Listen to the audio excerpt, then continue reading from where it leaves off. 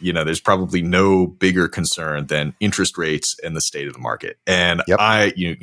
you run a very large brokerage. You talk to a lot of top producers. I'm always interested about what's the word on the street. Like, how are people feeling? What are people doing? What are the consumers saying? Like, what's going on out there? Realtors are notoriously afraid of their buyer clients because it's hard to convince somebody to buy in an interest rate environment where it's 7 point whatever in 2024, right? So 3 years ago, you could get a 3% mortgage and it hasn't been enough time to where people have forgotten that yet. So that is a bit of an uphill battle. However, it's important, I think, that realtors remember what it was like to be a realtor during that time. It wasn't fun. It actually wasn't fun because everybody who had a few dollars was trying to buy a property. And we were seeing, as Chris and anyone listening remembers, just insane. I live in Austin, Texas. I know exactly what was going on. Like, if you had income, you could buy yourself a multi-million-dollar home. Yep. Yeah. It was and you were paying over what was asked, and you likely didn't. You had to give up you had to make a lot of concessions. So what I would recommend for anyone listening who is struggling with, my buyers are sitting on the fence, they're waiting for rates to come down. When rates come down, prices will go up. It's just what's going to happen. And if it was me, I would have a really strong argument, if you can make a strong argument with the data, to say it's actually better to buy now. And this is what all the top agents that I'm talking to are basically saying. And they're saying, for 2 years or whatever, however long they're going to be at this mortgage interest rate, to maybe 2 or 3 years, you're going to have to sort of eke it out. But then we'll refi and, rates will likely drop and we will eventually get to a place. But at least you're not paying $50,000 over asking price today. You're getting things at a discount today, and you always want to buy low and sell high. You always, always, always. So yes, waiting for interest rates to come down is very exciting. I mean, I have a 3% mortgage. I'm very happy with that. I'm likely never going to give that up, of course, unless I have to. But I just got lucky with mine. I went and bought something that it just happened to coincide with the 3% thing. It wasn't because of the 3% interest rate environment why I bought it. It really wasn't.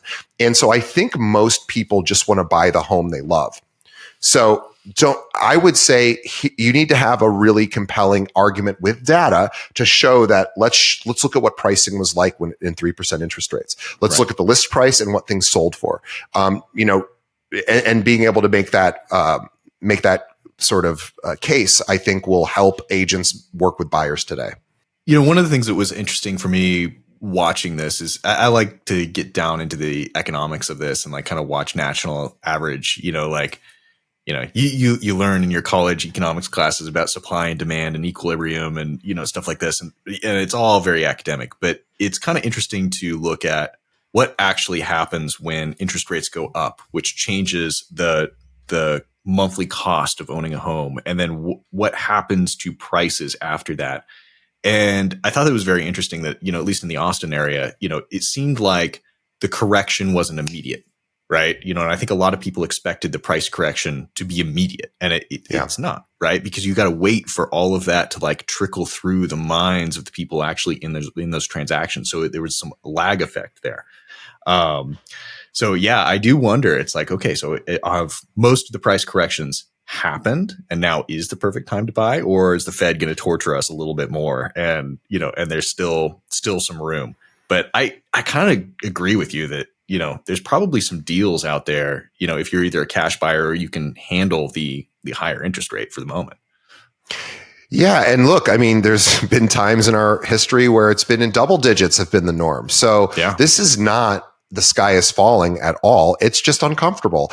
But remember, when rates go down, buyers come out and they're going to start competing with each other. It's always better with less competition, right? To get the price you want. So simple economics there, but you need to be able to really explain and defend that, because the buyer is not going to feel good about getting a 7.5% mortgage. It's just not. It's a psychologically dissatisfying number. It doesn't feel good. So you have to jump that hurdle with a lot of data and facts, and then it's likely not going to be a problem. Well, I think it comes back to almost what we were talking about at the top of the episode of like, knowing your customer and knowing why they're doing it, right? Like the core drivers of why someone undertakes one of the largest transactions of their lives, it hasn't changed, like it's going to be the same reasons, So, it's just the palatability, right? Making them feel good about that decision. This episode of Keeping It Real is brought to you by Real Geeks. Real Geeks is the all-in-one real estate sales and marketing technology platform that is designed to make real estate professionals more efficient. New for 2024, Real Geeks has 4 packages. The base package, which is the same platform that everyone's used to that starts at $299, as well as 3 packages that include leads. So if you're looking to upgrade your technology and get leads, we've got something for everyone.